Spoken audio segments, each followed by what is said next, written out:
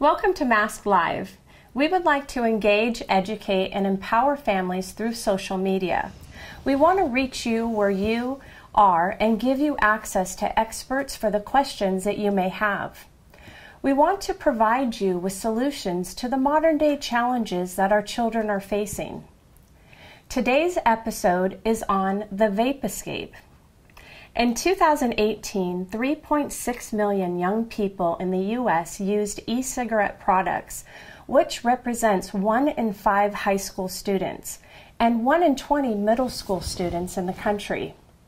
A study published recently by Truth Initiative reveals that among young adults and youth users of Juul, just 37% were aware that the product always contains nicotine. Today our guest is licensed psychologist and clinical director, Dr. Shefali Gandhi. Thank you so much for being here. Oh, you bet. Vaping is an epidemic that is hitting our youth. What do you see happening with vaping today? Well, I think it's a little bit of both, right? There's this misconception of what vaping is, like you had mentioned, right? They don't even know that nicotine is present in the vape cartridges. It looks like it's something fun, it looks like something cool, and it's just a new hip thing to do, right? And so I think that's the danger, is that it looks so innocent, and people don't really quite understand what vaping is and what those vape pens have in them and what those cartridges have. So, is it highly addictive? It can be, just like nicotine is highly addictive, and if there's THC in there, THC can be addictive, and so it can be, absolutely. What are the health risks? What do parents need to know? So the short-term health risks, I mean, what we're seeing is in the past 6 months, there have been at least 1,500 cases of vaping sickness, or vaping-related sickness, and that mysterious lung disease that they're not quite sure what that is. About 33 individuals have died as a result of this, and a lot of them have been younger adults and youth. And so, you know, it may not appear dangerous, it may appear innocuous, and that percentage may be small, but those are reported cases. We don't know what's not been reported. The symptoms are vomiting and, you know, shortness of breath, and so it looks like other things. So a lot of times people don't know it's vaping sickness. Some other longer-term dangers are whatever nicotine is related to in terms of stroke, heart disease, lung disease. So there's also that risk. That risk is not gone just because it's in a vape pen and not in a cigarette. What do you think kids are so attracted? Why are they attracted to this device? Well, that's a really good question. You know, and I think that's it's an answer that depends on a lot of different factors. What drives kids to use substances and to try substances is a multifaceted question. So it may not be about what's attractive about the vape pen versus what's attractive about something else. I think more it comes down to what parents need to think about is what need is it meeting for the child to start using any kind of substance, and why are they resorting to that? Experimentation is one thing, and then use and chronic use is something else. Do you think kids this is an escape for them? Definitely, right? It gives you a buzz, right? And so it reduces anxiety. It reduces anxiety, and it can be very effective. And if it's that easy to get to, why wouldn't I pick that over something else?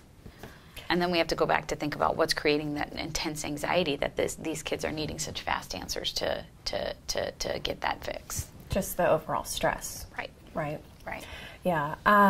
So today, kids, I mean, we're starting to hear a lot of the stories of kids, you know, getting high through the vape pen with THC. What are the risks with that? What do you see? Well, with the THC, I think that the risks come down to, is the amount of THC in that vape pen being regulated? Do you actually know what the percentage is of THC that is in that pen? That's really hard for kids to understand, even for adults to understand, concentration, right? And it comes down to how concentrated is that THC, because the pot that we used to know, the marijuana that we used to know, that green leaf that people used to smoke, the amount of THC in that was maybe 0.01%. The amount of THC that's present in these pens and in these cartridges is 400 to 500 times that amount. So the intensity of what's in there is so much more, and then the impact of that is so much more. Crazy, crazy. What are some signs that parents need to look for? For vaping, I think, definitely, lying or hiding things like that, right? Just things that a lot of times common behaviors, developmentally expected behaviors might look like these. So it's definitely something to keep track of is what are they hiding? What are they lying about? What are they doing, right? But changes in their behavior, changes in who they're hanging out with, any just significant changes in your child's behavior, you should definitely say, okay, what's going on? What need is not being met? And how do I help? How do I connect with my child so that I can figure out how to help? Where are these kids hiding them? Where do you see? Well, we just found out, but I just found out that there's all kinds of creative ways of doing this. Some of them actually look like jump drives. Yeah, right. In fact, we have one right. here. Some of them look like jump drives. We wanted to show this is a pretty common one. So for parents out there, there's a couple different things to look for. This is it in its whole entirety. This is actually how they charge them. So this little device looks like a USB cartridge that would be on any laptop. For PCs, it could have, this looks like a mouse adapter for a wireless mouse. So, looking for things like this and really investigating, because you can see they have two little prongs in there. That's actually how they charge it. And the cartridges themselves look like this. So, finding these in their backpack, going through their stuff. Today as parents, we really need to do our part and making sure nothing unsafe gets in our kids. And that requires us looking into their things, whether it's drawers, backpacks, or whatever. So here's a little... one looks like a thumb drive, and then there's there's a vaping hoodie. Where it's got a little straw, just like those backpacks, the Camelbacks. Yeah. Just like those backpacks that you use to store water in. A lot of these hoodies have straws, and it's a vaping system, and you stick a cartridge in, and now but it looks like a hoodie, and the straw is hidden inside. And so, it's innocuous. It can be anywhere. Yeah. Yeah, it's pretty crazy. How can parents talk to their kids about this? How do they open up dialogue with them so they don't just shut down, but it more becomes like a conversation? It's a really good question. You can never start the conversation too early. And I think that's the most important thing for parents to know is that it's never too early to start these conversations. When my niece started middle school, she came and told me, she's like, I'm seeing kids vape in my bathroom. And so that's when we sat down with her mom and we talked about what vaping is, what vape pens are, what it means, what nicotine is, what the impact is. But we gave her education, gave her the chance to ask questions.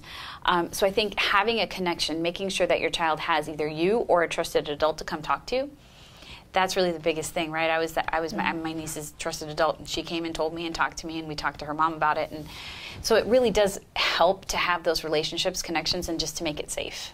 Well, and too, we always talk about in our programming how important it is for your child to have 5 trusted adults that they can turn to, because, they might not be comfortable talking to you, but they might be, there might be questions that they have that they want to, have somebody to go to. So making sure they have those 5 people. Who are they? Exactly. Identify them and make sure that they know who they are and how to, get to them is key. So right now we want to open up some questions for our audience that is out there. What is the first question?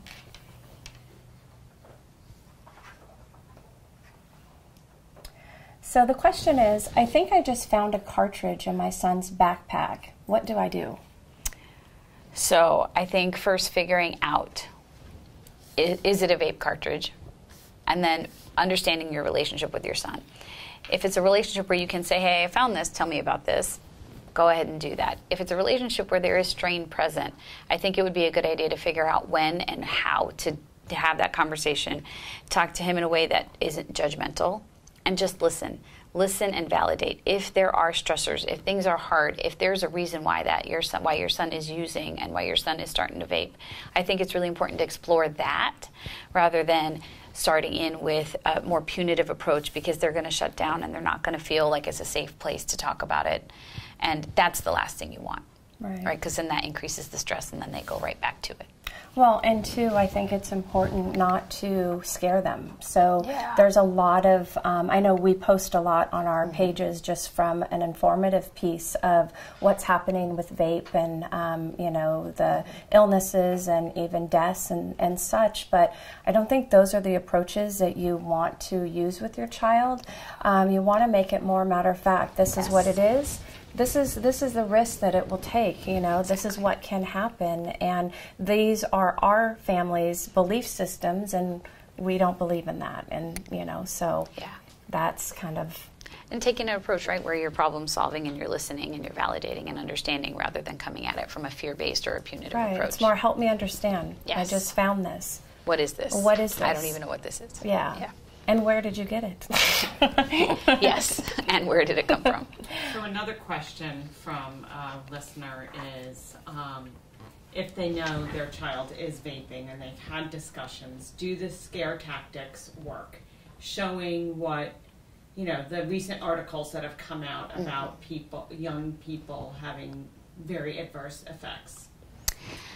Again, I think it depends on the relationship that you have with your child, and if fear tactics do work, you know, and sometimes they do, but it's not very effective or long lasting. So I think definitely providing the education piece of it, like look at the impact, look at the negative outcome and the negative impact. That could definitely be helpful, but it's not immediate. And that's one of the things that we need to understand about a teenage brain is if the impact is not immediate, it's long, it's far away, it's not me, it's going to happen to somebody else. And so that's where we also have to think about, okay, who does have a good relationship with my son that my son trusts, that my son will listen to, or that my child will feel that they can say, here's what I'm doing, here's why I'm doing it, what's wrong with that, and to have a conversation in that arena from that person or those individuals that your child trusts. That may be a better way to get connected and have an in. And also, you know, I think it comes down to kids' currency. What is their currency? What is important to them? And, you know, whether it's their phone, whether it's their activities, and there are consequences to repeated behavior too. I mean, you want to use those moments as a teachable moment, but if it keeps on occurring, sometimes you have to tap into their currency. And finding, right, like what you said, their currency and what they're passionate about, and talking about how, if you're going to continue to vape, what does that mean about your performance on the field, right, if they're an athlete? Or what does that mean about your performance in the schoolroom, in the classroom, when you start craving and you're distracted and now you're not paying attention to what you love to do, which is potentially, you know, if they're a good student and that's their love. So finding their passion and talking about the impact and tying that together too also is a good way to address that. For sure. And so if the why is, I feel too much pressure at school, how do you help them cope with that pressure? So let's repeat the question just in case they don't hear it. Oh, sure. So the why behind. So the why behind. So when your son says that, oh, the why behind why I'm using is because it may be too much pressure at school, and how do you help them? Is that the second part? So, you know, I think it really comes down to, if that is the pressure at school, then have we explored why they're feeling so much stress at school? Is it the wrong program? Is it the pressure because the academic expectations are out of line with what your son can do or can't do? And if your son cannot do it, why not, right? Is there a learning disability, an attention deficit disorder, an emotional situation, a bullying situation, anxiety, social relational stuff? There's so many reasons why pressure at school can get so high, and so what that is, and then trying to figure out how to address it, sitting down with the school counselors, with the teachers, and coming up with a plan to support your son as to what's happening and why this is happening and why this pressure is so intense. What about if your daughter says everybody else is doing it, it's no big deal? Yep. Yep. That's a great question. And then it comes down to, again, helping her find her identity and her passion. And her identity and her passion is what makes her unique, and tying that together with, you know, what are your reasons for using? Everybody may be using it, and it may be cool, but what are your reasons? Because your identity, your passion, who you are, and what makes you you, that's what's important. And helping her find that may help her understand why she doesn't need to use, or it isn't a part of her identity. Next question.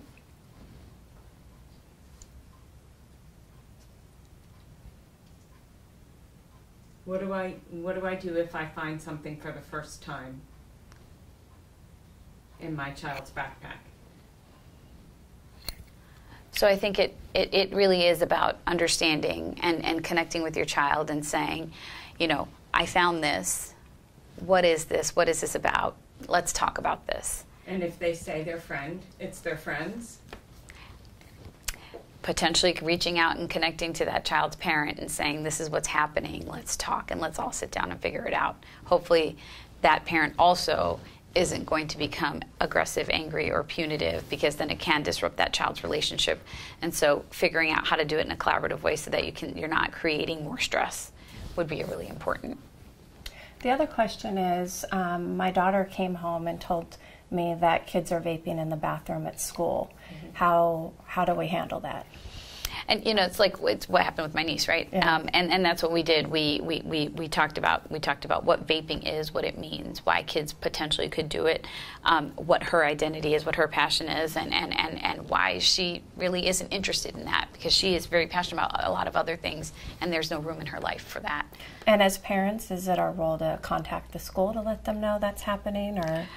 I think that's definitely a personal choice. I mean, I know that I would contact the school and all kinds of other folks too, and get everybody riled up about the situation, because I do believe that the school has a responsibility, the community has a responsibility, and every person has a responsibility to help kids understand what this is, understand the pros and cons, so that they can make better decisions and healthy decisions for themselves. For sure, for sure. Well, I think this is going to wrap up this part of Mask Live.